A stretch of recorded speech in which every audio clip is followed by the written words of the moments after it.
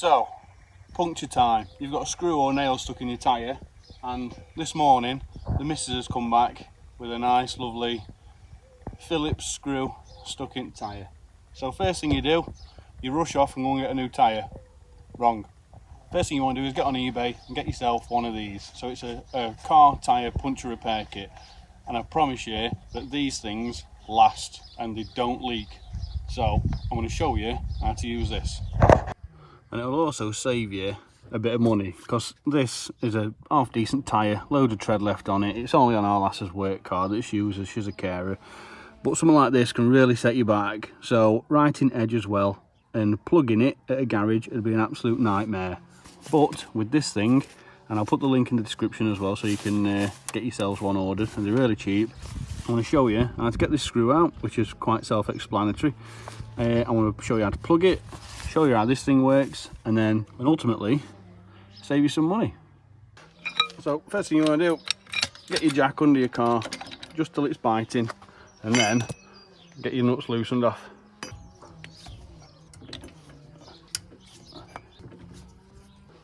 Once you've loosened them off, you don't want to take your wheel off as it is.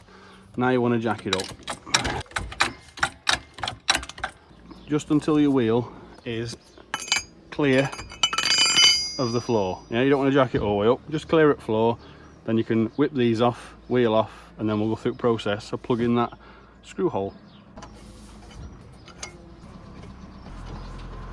And then it's just wheel off, and there's your screw. Now inside this kit you've got your instructions, tells you how to use it, so you only need to read them once to know how to use this. Then you've got these, so these are what you're going to be plugging it with, the hole. There's some that I started earlier. You've got your sort of borer tool, so that where your screw's been, you'll bore your actual hole out with that, because obviously a screw in there, pulling one of those in, it's going to be more complex where the threads have been. So that'll bore the hole out and make it nice and sort of smooth. Then you've got this tool, yeah? It's got a bit on it, because like I say, I've been using it. This is your threader, and I'll show you how to use that in a second.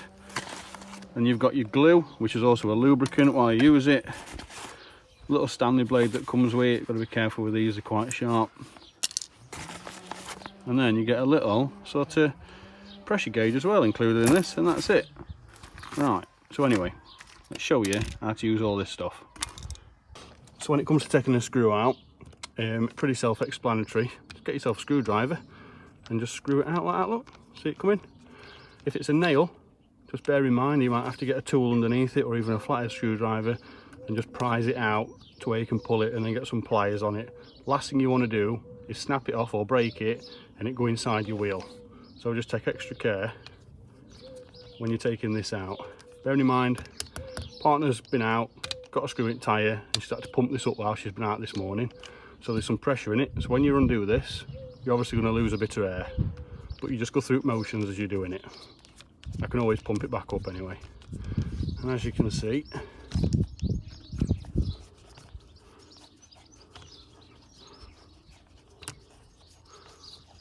this screw wasn't for the faint-hearted. So now you can hear it coming out.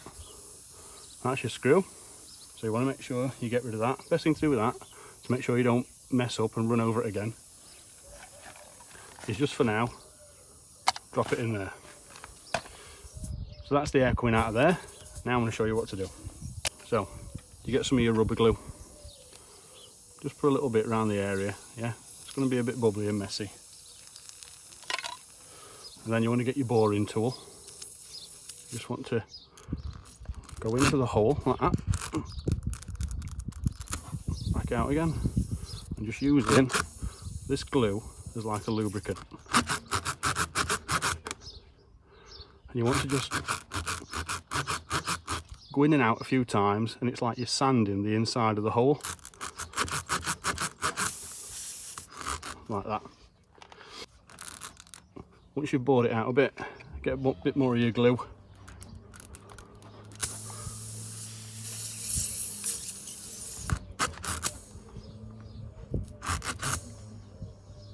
So now that tyre's about lost its pressure now. No, no it hasn't.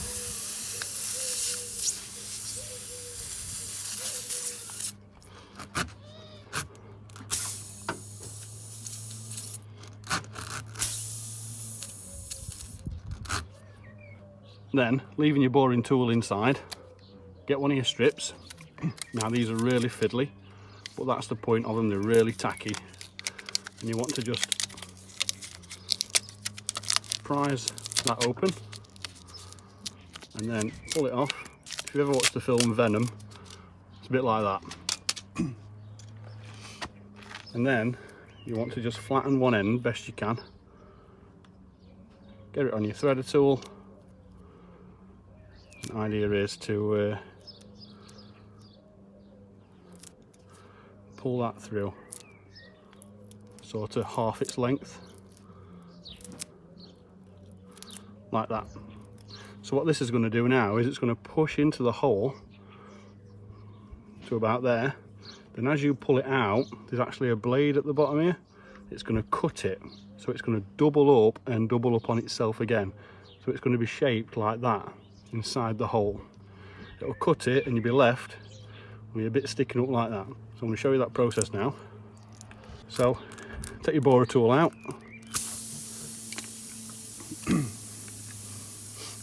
Bit more glue around the area.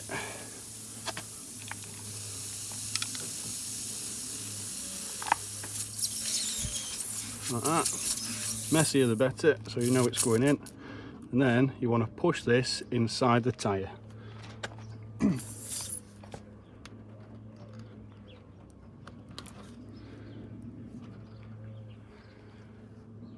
So, threading tool pushed in like that.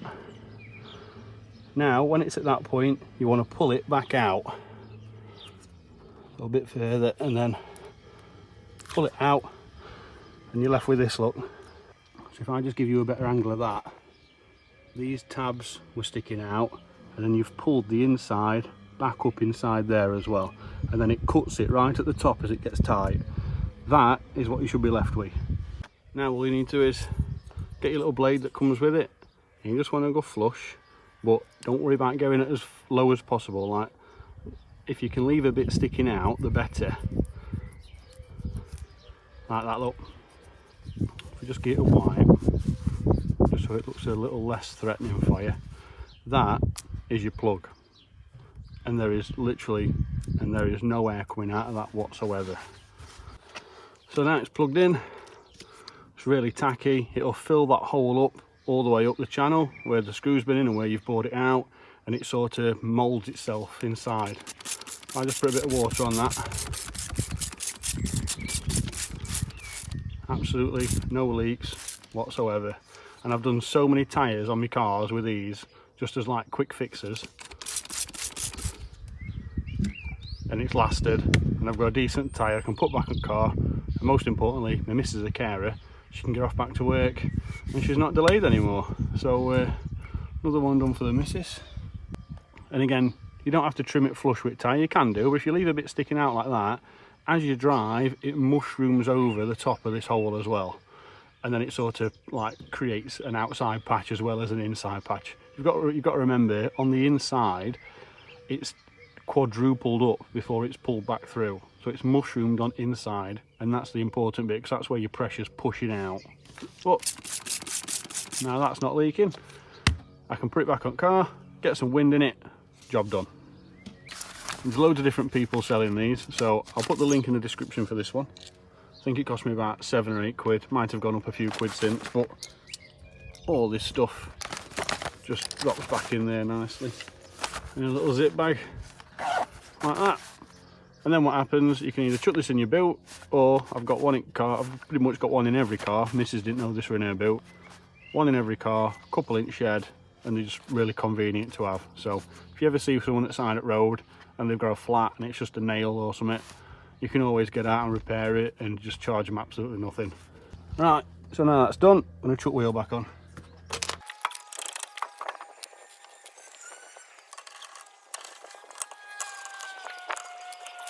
Right, so now they're nipped up, I can drop car down and tighten them up.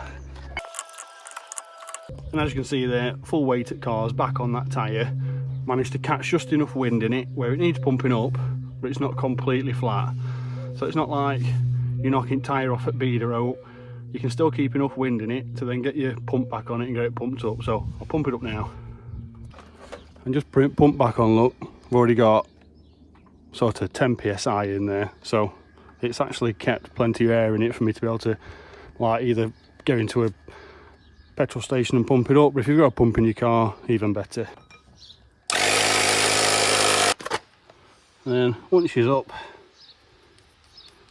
get your dust cap back on. There's the plug, just so it's not all the fraud fire or absolutely no air bubbles coming out of that whatsoever. Airtight, watertight, you name it, these things do not leak. So there you have it, nice and easy fix. Don't cost much, it's like 10 quid and you'll probably do, I think you get 20 strips in here. I could be wrong, you might get more.